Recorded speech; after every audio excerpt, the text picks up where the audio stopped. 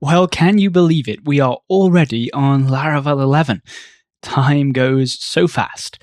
And no doubt you're wondering, well, what's new? What should I be aware of when I upgrade my existing Laravel 10 app to use Laravel 11? In this quickfire series, I'm going to make you aware of as many of those features as possible so that you can get right back to work and stay productive. Let's dive in. One key theme in Laravel 11 is slimming down the application structure. Here in this Laravel 10 application, you'll see the very familiar list of config files that we've had in pretty much every single project for years now. But it's been slimmed down in Laravel 11. Here in this Laravel 11 application, you'll note that, for example, sanctum.php is missing, cause.php is missing, view.php is missing. It's not that these files are no longer supported or important in Laravel, it's just that it's very rare for us as developers to have to change these config files. So they've been pulled down into the framework, and at any point we can bring them back to make changes as and when required. Let me show you how. From the terminal, you can type phpartisan config:publish, which will show a list of all of the config files that are available to publish into your application. Let's go down to View. Imagine, for example, that we want to change the directory where blade views are stored in our Laravel app. I'll hit Enter. It publishes the view configuration file, and you'll see that that has appeared in my config file inside my Laravel 11 project. Opening it up, well, the contents will be very familiar to you. Nothing's changed in how you use config files, so perhaps under here we want another directory, more views that we add, and everything will work exactly as expected. Another key change in Laravel 11 when it comes to the config is with how service providers are registered. In this Laravel 10 application, app.php has a provider's key, no doubt you're familiar with it, and here we can register any service provider that we want to. However, if we switch over to this Laravel 11 project, app.php has no provider's key. So how do we register custom service providers? Well, let's test it out. We'll go to the terminal, and why don't we make our own provider? We'll call it the testing service provider. Let's open it up. And in the register method, how about we dump and die and just say, here I am. So if we execute anything that goes through the application, for example, phpartisan inspire, we would expect it to hit this line and dump die, here I am to the console. And there we go. Note that we never registered this provider manually. Laravel now does that for you. If you create a provider from the terminal using phpartisan make provider, you don't have to register it at all. But if you're creating your providers manually, how do you register them? All providers are now registered under bootstrap providers.php, where you'll find this simple array of fully qualified class names that correlate to the different service providers in the app. So if I comment out this testing service provider, which was added by the artisan command, and then I rerun the artisan inspire command, note that we see no dump die output. So that's a change to keep in mind. You don't register providers inside the config, you register them inside bootstrap providers.php.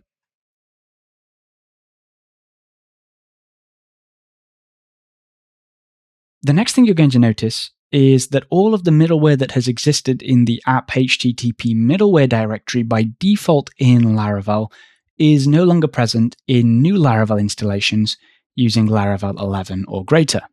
The thought process behind this, again, makes sense. We very rarely touch any of this middleware. We leave it as is, so it's been moved down into the foundation level and will be enabled by default. But what if you want to configure some of that middleware? For example, the trim strings middleware takes any input from the front end and removes white space from either end because it's almost always user input error.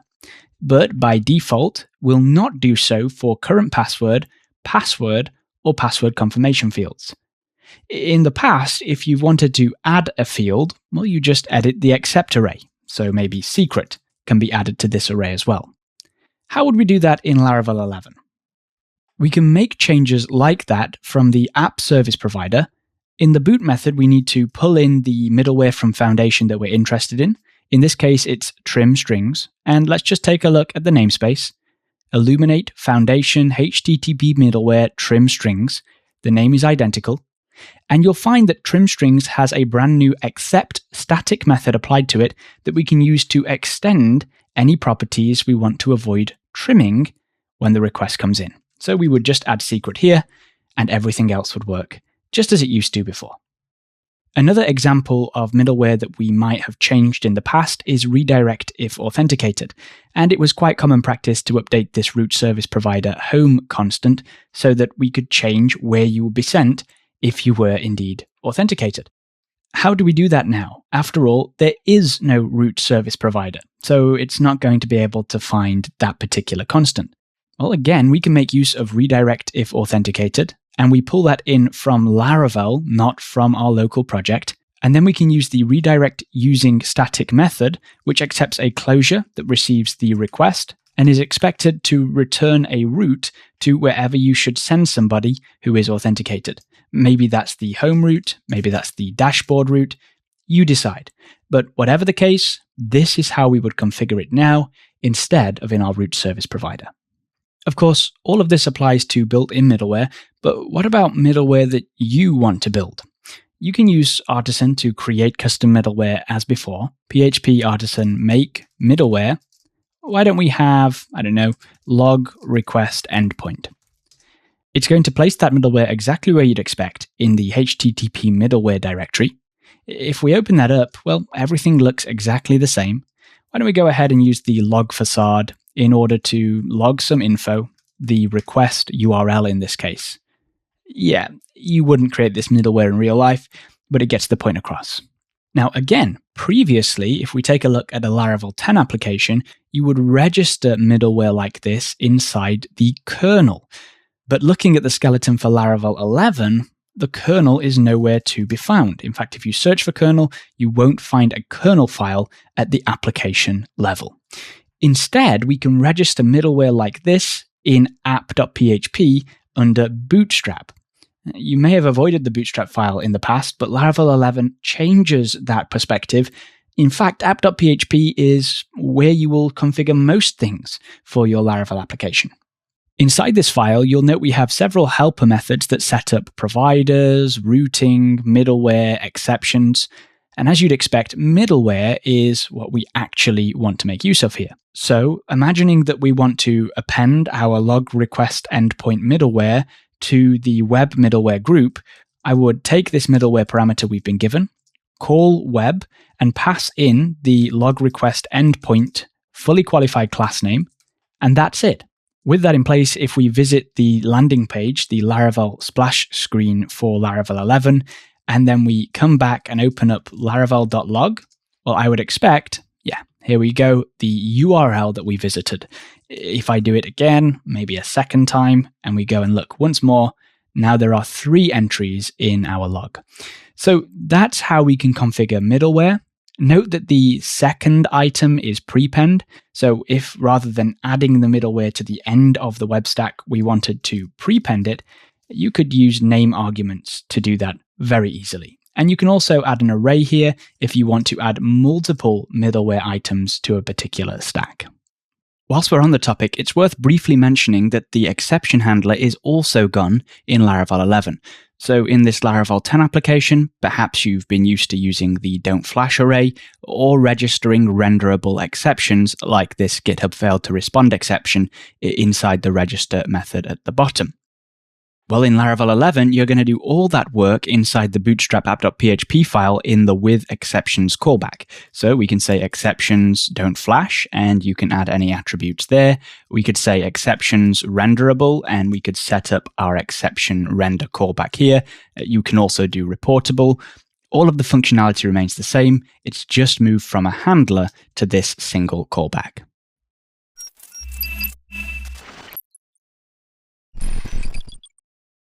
As we stated in the last episode, there is no kernel, HTTP, or console in the Laravel 11 skeleton. But we use the console kernel to schedule tasks.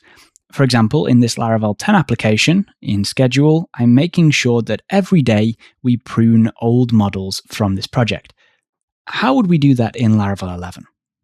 We can do that using the brand new schedule facade, and the best place to put all of this code is in console.php in your roots file. It really does streamline and simplify the whole process. So here we have the command for PHP Artisan Inspire, but let's say we wanted to add a schedule. Well, I'll make use of the new schedule facade, and we'll say that we want to call model prune daily, and that's it. If we go to the terminal now and run php artisan schedule :list, you can see php artisan model prune is in fact on the schedule in 8 hours, and here is the cron setup. Note too though that php artisan inspire is also in this list. How is that on the cron? Well, take another look at the command declaration. Here is php artisan inspire. However, at the end here, we chain on this hourly method.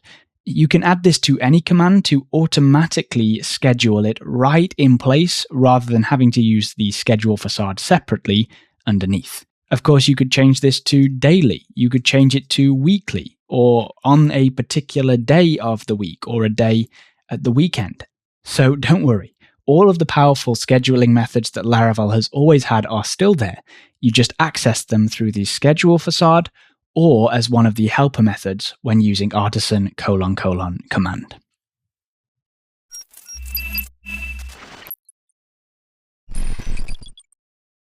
For this next example, I've put together a little scenario. We have a new dashboard route in this Laravel 11 project. It's protected by auth and it returns this dashboard view.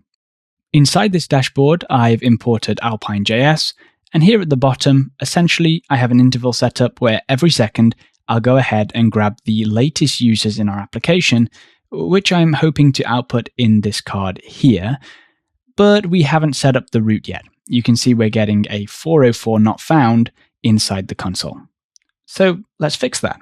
Your reflex reaction will be to go into routes.php and open API. There is no API.php file. Don't panic. This is part of Laravel's minimal skeleton because you don't need an API when you first start for most projects, but it's very easy to set up. We don't have to do any work manually. In fact, go to the terminal and type php artisan install :API. It will go ahead and install Sanctum as a dependency, which is not required by default anymore. It will also go ahead and create that file, and it will even update our Bootstrap. Let me show you.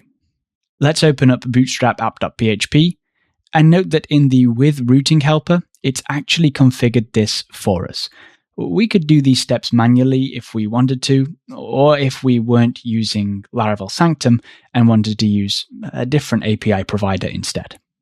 Obviously, I do want to use Sanctum, and I want to make sure that my API requests are using stateful authentication, so I'll chain that onto the end of our middleware that we added in the last episode. I believe it's stateful API, and that will do all the work for me. Finally, we need to make sure that we add the has API tokens trait to our user model. Let's head to the user model and drop that in place. Has API tokens, and then we'll migrate our database. With setup complete, we can now jump into API.php, and let's edit the default route to be latest users. And latest users is going to return user. Let's get them in the latest order. We'll limit it to the last 5, and then we'll get the results. And note the middleware being used here is indeed authentication via Sanctum. Now if we come back to the front end and refresh, you can see that every second it's updating, and because users are being added to our application, we see those new users appear in front of our eyes. So no, Laravel 11 isn't scaffolded for APIs out of the box, but it's literally a single artisan command away. I think that's a nice compromise. The same is true for broadcasting. It won't be available out of the box, but it's easy to install using php artisan install :broadcasting, which will publish our broadcasting routes file, as we can see here, channels.php, and will also configure our application for us. Bootstrap app.php now also includes channels in the with routing helper. Additionally, if we go down to our resources directory, note that a new echo.js file has been created with the Laravel echo setup. That's been removed by default, but installing broadcasting adds it back in, and our bootstrap.js file is updated to import that new echo.js file. Again, you could do it manually, but it's nice that Laravel has that command already and configured for us.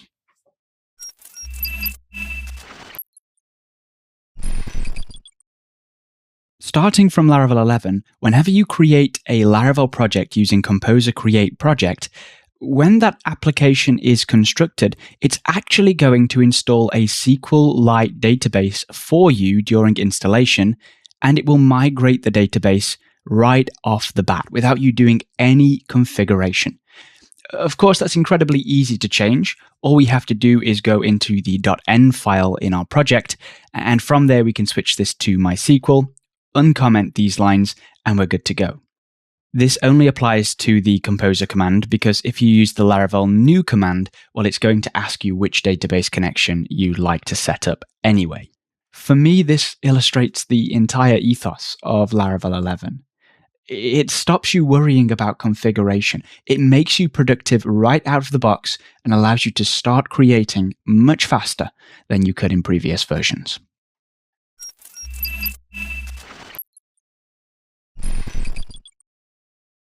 Alright, enough about the Laravel 11 skeleton. Let's talk about some new features that Laravel makes available to you. For a long time now, we've had the dump and die functions available to us in Laravel. If I use dump, let's say hello world, and then we visit the front end, you can see hello world dumped at the top of the screen here. If I do dump and die, well, it's going to finish the execution of the script early and we'll just see hello world output on the front end. Recently, we've seen a number of classes appear in Laravel with dump and die methods that allow you to perform the same action inside a chain. An example of this is eloquent models. So I could say, give me users with their notifications. Maybe I want them in latest order, and let's limit to the top 5 and then call get. If I want to inspect the query before we retrieve the results, well, I can go ahead and use the dump and die method that is available on the eloquent model. And on the front end, well, we can now inspect that query to make sure that it's correct. Likewise, if we don't want to stop script execution, we have the dump method, which will still go ahead and perform the query, but will dump out the query to the front end as well for us to inspect and take a look at. Another example of this in Laravel is the stringable class. So if I use the string helper, we'll say hello. Let's say I want to append world, and I want to use APA capitalization, and then we'll call to string at the end. Again, anywhere in this method chain, I'm able to string on dump and die, and then see that output either in the front end or in the console, whatever execution environment I'm currently using. I can also use dump if I don't want to stop execution. And if I place this here, we see hello world with a lowercase w, but if I was to place this here instead, then I would imagine, yeah, we have an uppercase W because it's been converted to APA case. So what exactly is new here? Well, previously, the dump and die methods on these various classes were all implemented differently and separately, but they've now been consolidated into a single trait called dumpable. As you'd expect, dumpable has two methods, dump and die, and dump, as you can see here. So what's the big deal? Yeah, it's cleaned things up in the Laravel codebase, but by providing this as a trait, well, we can add it to our own classes if we want similar functionality. To illustrate this, I've gone ahead and stolen the assistant class that Jeffrey's been building as part of his OpenAI exploration. And as you can see, I'm sending a system message and a couple of questions to OpenAI. In between those questions, OpenAI is responding. So we're building up an array of messages. There is no dump and die or dump available on this class yet, but I can easily add it thanks to that new dumpable trait. So use dumpable, and all of a sudden, anywhere in this chain, I can dump or dump and die out the messages at that point in time. If we go to the front end now, we can see an array, and in that array, we have the messages for the questions that we've asked so far. If I go ahead and add dump and die to the end here instead, well, now we're going to see extra messages, an array with 5 entries, because OpenAI has had another question and had time to respond as well. Of course, you're free to edit the output by overriding the dump method. So perhaps here we could come ahead and override dump. By default, dump, if you look at the underlying code, is basically just going to dump this, passing any arguments you've provided, but you can change that completely. For example, let's say when we dump or dump and die, we only want to display messages that come from OpenAI rather than displaying questions that we've asked. So we could collect up this messages, and let's filter down. Of course, we can filter based on the message role. So we'll say only return this if the current role is equal to assistant. Now we can wrap this in a call to dump, return this at the end of this class so that the chain still works, and everything else should work as expected. Now, instead of seeing the full output of the class, we're just seeing the 2 items that we've filtered down to, in other words, the assistant's responses. And even though we overrode the dump method, not the dump and die method, we still see the filtered output inside dump and die because the dumpable trait uses dump under the hood for both, which is super handy. So there we are. That's the new dumpable trait, and I think it's great for any class that has chained method calls where it would be annoying to have to custom wrap a certain portion of that chain using the dump or dump and die functions. Just drop the concern on your class and you're off to the races.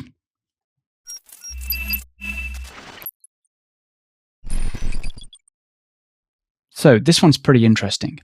I have a Laravel 10 application here, and on the dashboard, I'm loading users that have blog posts. I'm eager loading those blog posts, and then I'll paginate the users in sets of 5. And you can see that on the front end. Here are the users. Here's one, here's another, and we have 5 users, and then pagination at the bottom. And under each user, we output all the blog posts. We don't want to see all of a user's blog posts. We might only want to see the latest 5 blog posts for each user. So you might think you can do something like this. We'll use array syntax for the eager loading. We'll have a closure, accept a query, and then we could say, well, we want to update this query to grab the posts in latest order and limit them to just 5 per user. But when you reload, what you'll actually find is it only grabs 5 posts for every user across the board. In other words, we only see the first 5 posts for Emil, but we don't see Taya's, Rick's, Vincent's, or Yvonne's. This is due to limits in SQL, and historically, you've had to install a separate package if you want to get around this constraint in Eloquent, but in Laravel 11, all that changes. In our Laravel 11 application, let's introduce the same array syntax for posts. We'll accept the query once again, and, well, we'll grab them in the latest order and limit to the top 5. And if we jump to the front end, well, it's exactly as you'd expect. We have all the users paginated nicely with their posts eager loaded, and each user has a 5 post limit. Of course, another way to achieve the same thing would be to introduce a new relationship on the user model itself. Perhaps we have a second has many. This is latest posts. And in the has many relationship, well, yeah, we're going to load post class, but we're going to grab it in latest order, and we'll introduce that limit of 5 as before. Now we can go back to web.php. We can replace this custom array with latest posts.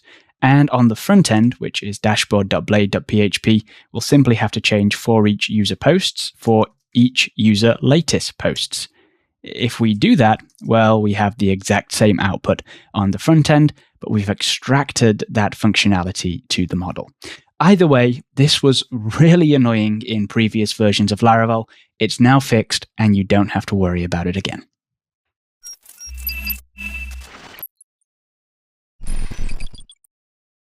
I have here a class called postFixtures. If you've been following along with my forum series, you'll recognize it immediately. And in the getFixtures static method, well, we're reaching into the file system to grab example posts that we can seed our database with that are a little more realistic than what we'd get through Faker. The problem is, by reaching into the file system, we're increasing the amount of time it takes to execute this code. It's not significant, but it's enough.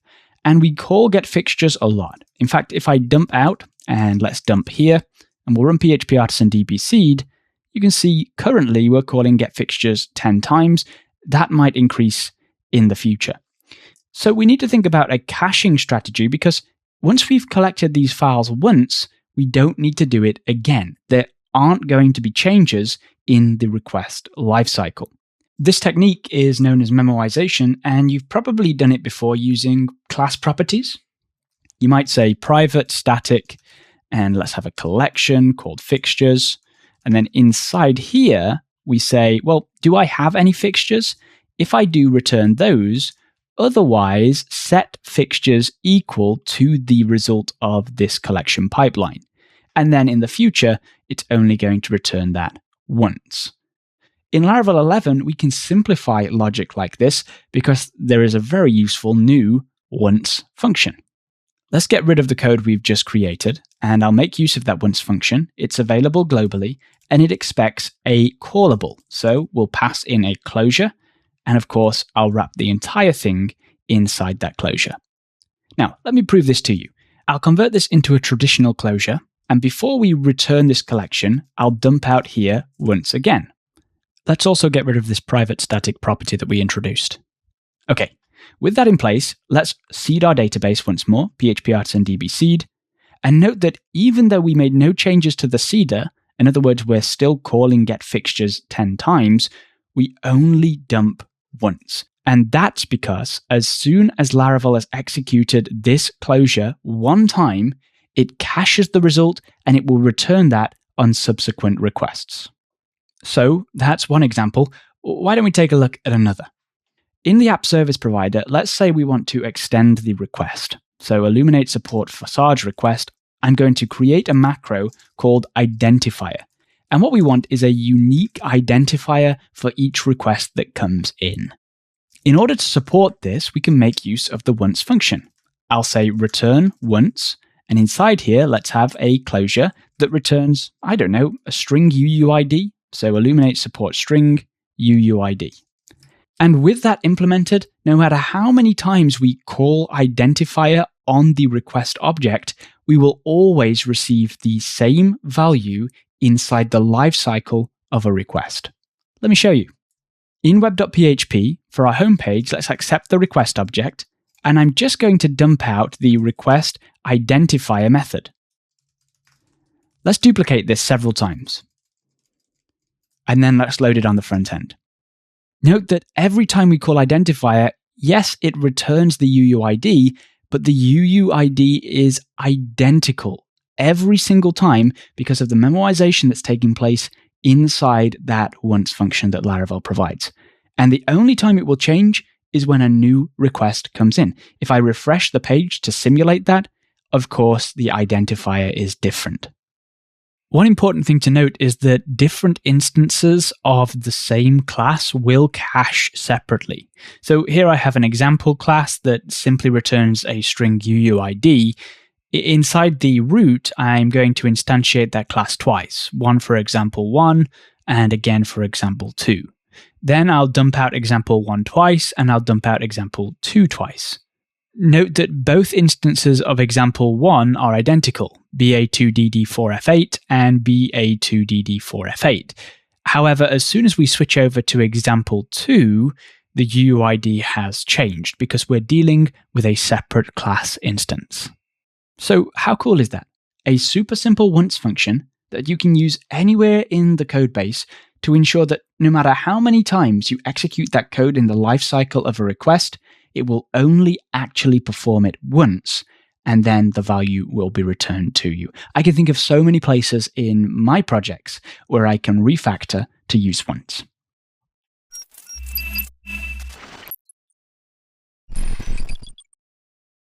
No doubt you're familiar with casting in Eloquent. If I take a look at the casts property on this user model, you can see that email verified at is automatically converted to date time, password is automatically hashed, and in this particular case, I have two custom casts, settings and achievements, which use the as collection and as enum collection casts respectively. Now, we have to do this little bit of jockeying with the string concatenation : syntax in order to specify a custom collection and the enum that we're interested in using. You may note that there's actually a pretty cool using method available on as collection so that we could specify settings collection class like so instead of using string concatenation. However, if you attempt to use it, well, your IDE is going to throw an absolute error because you're not allowed to use that kind of class syntax inside properties. To rectify this, Laravel 11 allows you to define a protected casts method. So let's create that. Protected function casts returns an array, and I'll take everything we have in the cast property here, and I'll simply return it inside the cast method instead. And now I can completely remove this property from the user model. And you'll see that, well, all of the problems that were plaguing us before have disappeared. In fact, why don't we update as enum collection as well, using the of method, passing in the achievement fully qualified class name. I can now remove the string concatenation workaround, and I end up with a much cleaner casts array. I'll say that this is a completely opt-in feature, so when you upgrade to Laravel 11, you don't need to go and make this change right away, but I do think it's far cleaner than what we've had to do in the past.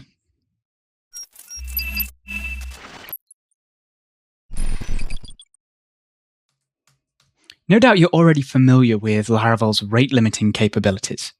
In my app service provider, I've set up a rate limiter for our API, where I check if the user is on a paid plan, and if so, I'm going to allow them to have 1,000 requests per minute.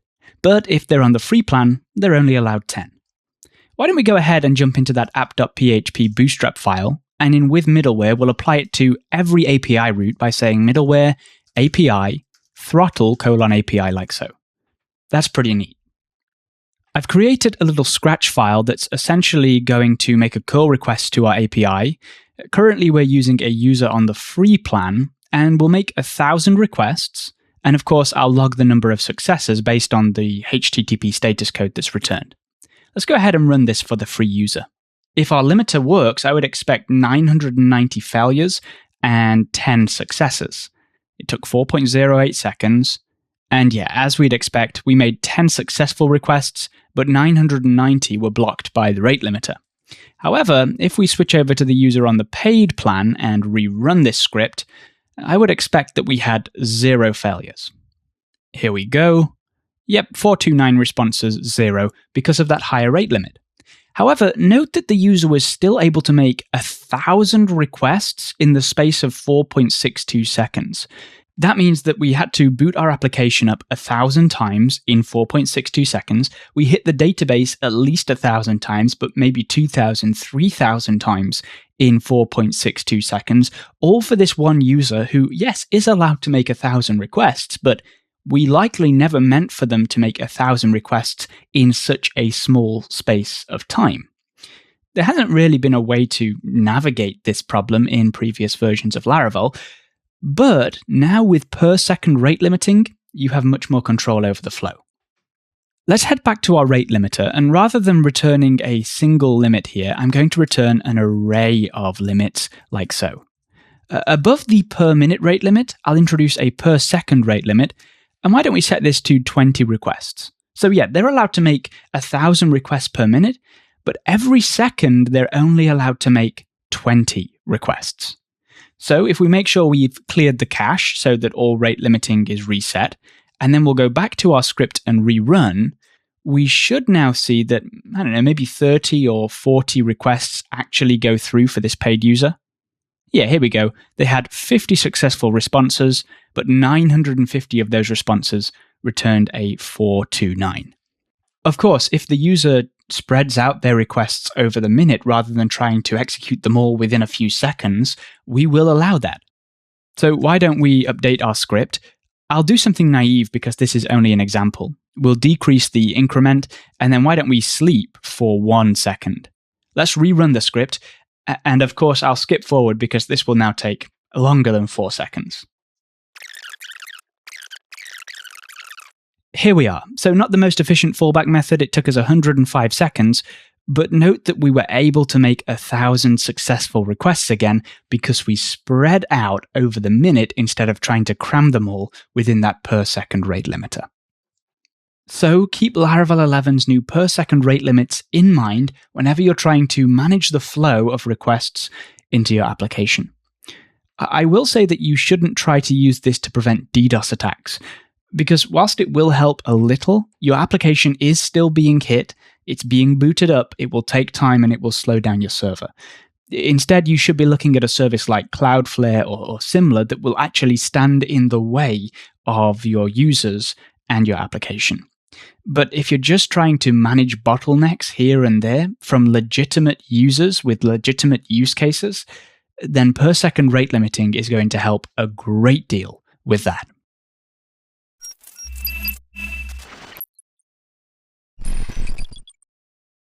This one's a small developer experience improvement that will save a lot of headaches.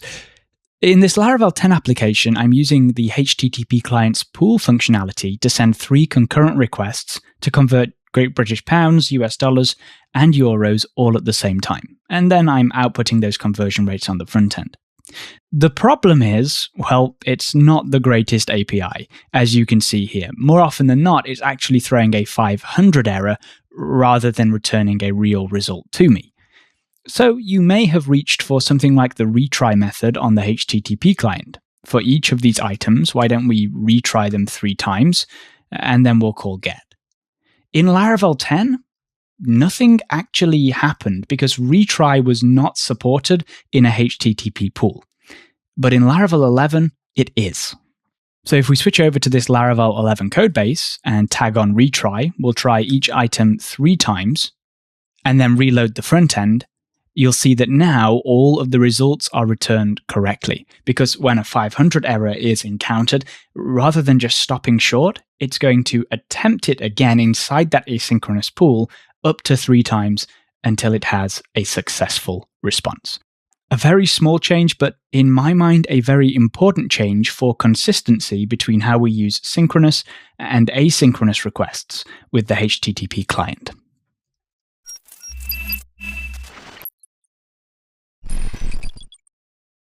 You probably already know that the app key in your .env file is used by Laravel to encrypt or decrypt values.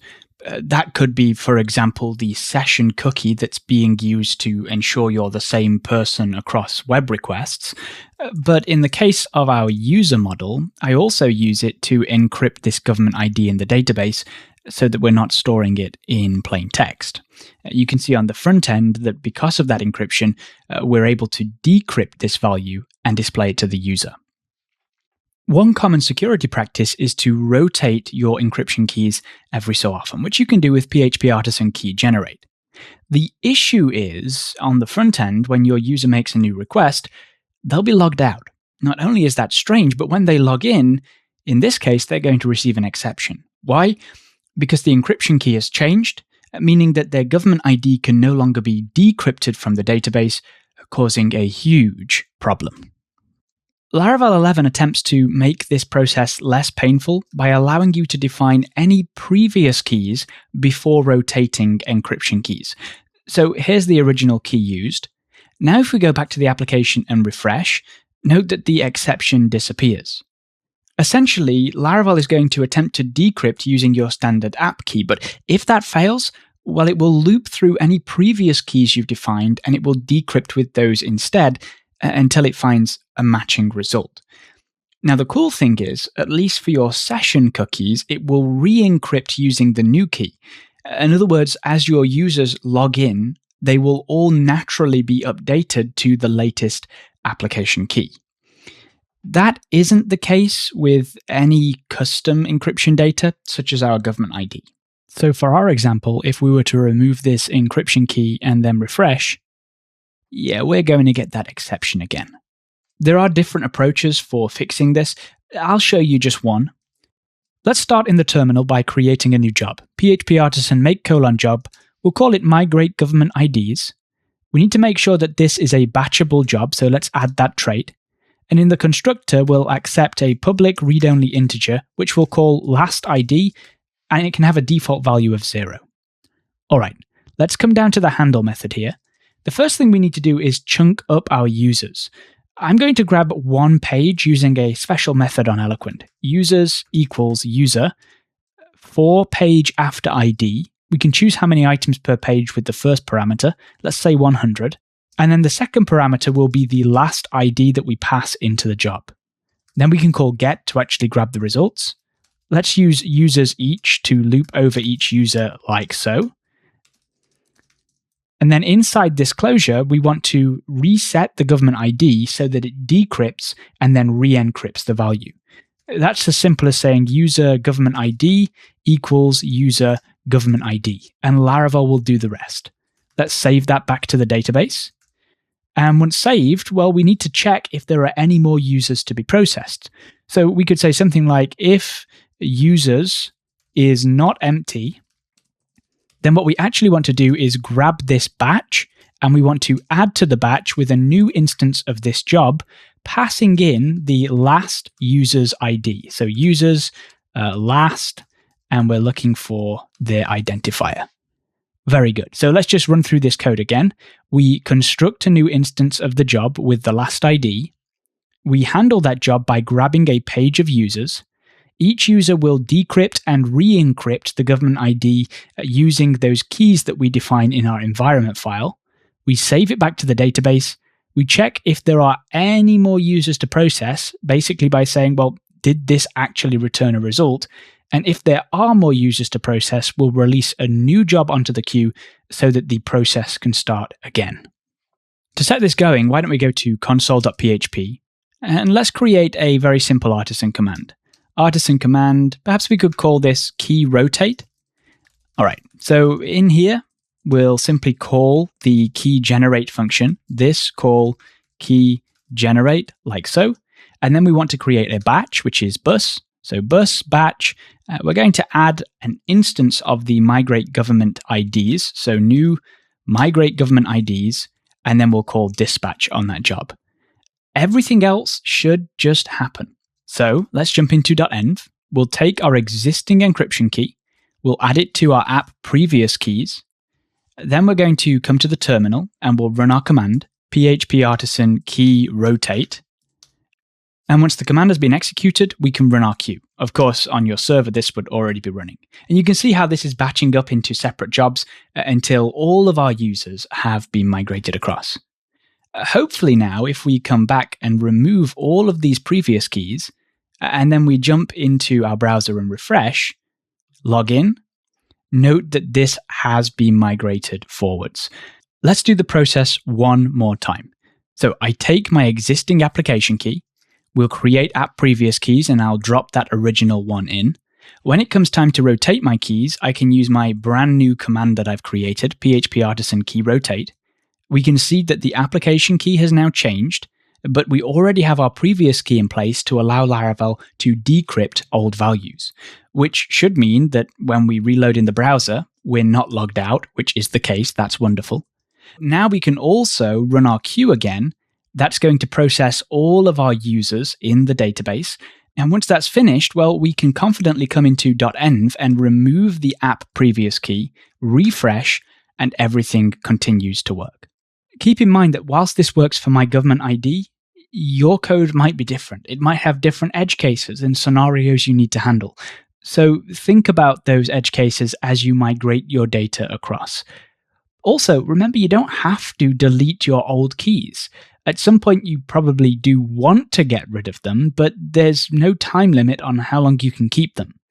So keep them for as long as makes sense to ensure that your users have the best possible experience and aren't going to receive errors, exceptions, bugs, problems caused by rotating application keys.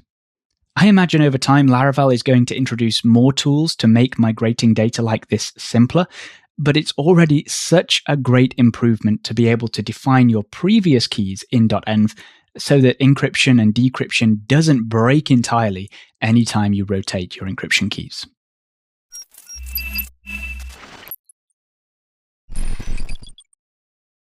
Let's wrap up this series by taking a few minutes to talk about testing changes in Laravel 11. In this Laravel 10 application, note that I'm making use of PES PHP as my testing framework of choice. However, when I generate a test file from the terminal with php artisan make:/test, well, it's not going to use pest syntax, it's going to use php unit syntax. If I wanted pest syntax in the past, I'd have to append the pest flag to the end, and now you can see, the test is generated using pest's functional syntax. In Laravel 11, it's actually able to detect exactly which testing framework I'm using, and it will automatically select the right stub for me. So switching over to our Laravel 11 application, let's run the same command, php artisan make:/test my example test, and note that when we open that test, it's using pest syntax out of the box. If you're on the flip side of the coin and you're using PHP unit, Laravel will detect that instead, and what's generated here will be a full PHP unit class as you've always been used to. But it's nice that no matter which testing framework you prefer, PHP unit or PestPHP, they're now both first-class citizens inside the framework.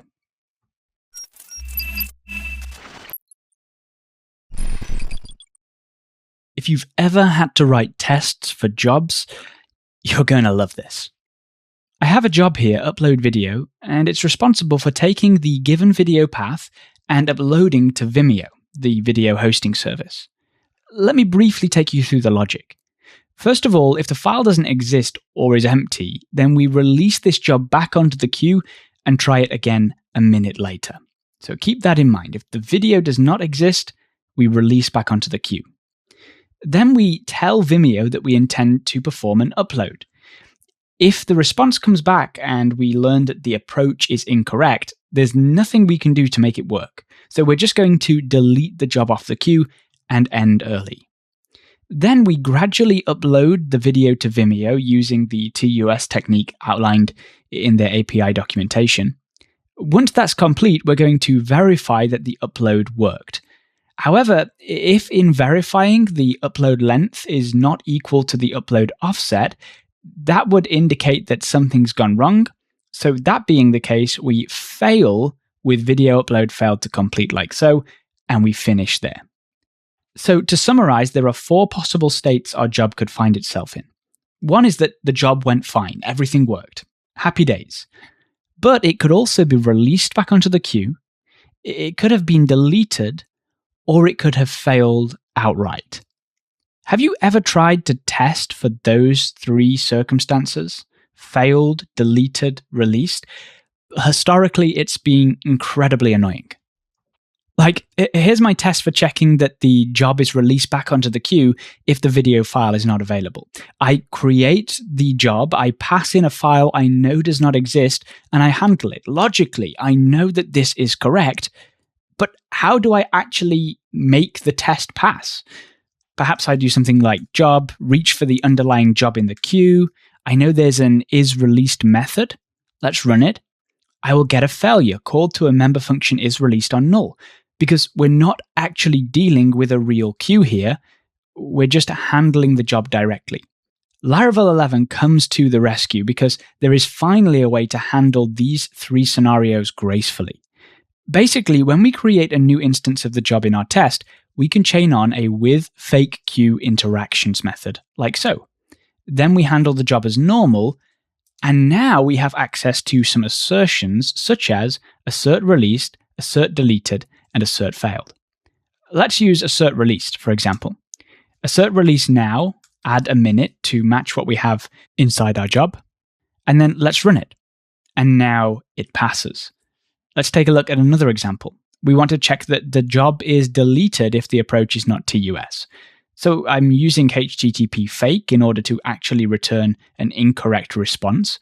Logically, I know it's correct, but at the moment, if I run this, nothing's actually happening. However, I can chain on that new with fake queue interactions method, and now instead of assert released, I can use assert deleted. Run it, and it passes. And then finally, we have it fails if the job upload verification fails. I've done everything else correctly. I've stubbed out a fake sequence of HTTP requests to Vimeo. I create my job, I handle it. Well, again, let's say with fake queue interactions, and now I can say assert failed, run it, and it passes. This is such a welcome addition to the framework because historically, testing these edge cases in jobs has been gross. You've either had to build your own mocks or fakes, or even worse, ignore the problem entirely and just hope everything works in production. But now, with this super simple with fake queue interactions method, you have all of the insights you need to make sure that your jobs work exactly as expected in your tests. Well, there we go. That is Laravel 11 in a nutshell, and I'm sure you'd agree. There are so many exciting things to dive into. Feel free to come back to these videos whenever you want to remind yourself of what's on offer. Remember, if you're starting a project from fresh, then you get to enjoy that slimline framework, removing all of the junk and allowing you to get to building what you want quicker than ever before. But even if you're just upgrading from Laravel 10, and remember, you don't need to change your structure at all to do that, you're still going to benefit from so many features that a Laravel 11 brings to the table. If this series went a little over your head and you need more support learning Laravel, be sure to check out Jeffrey's 30 Days to Learn Laravel course right now on Laracasts so that you can get up to speed with what I believe is the greatest framework on Earth. I'll see you soon.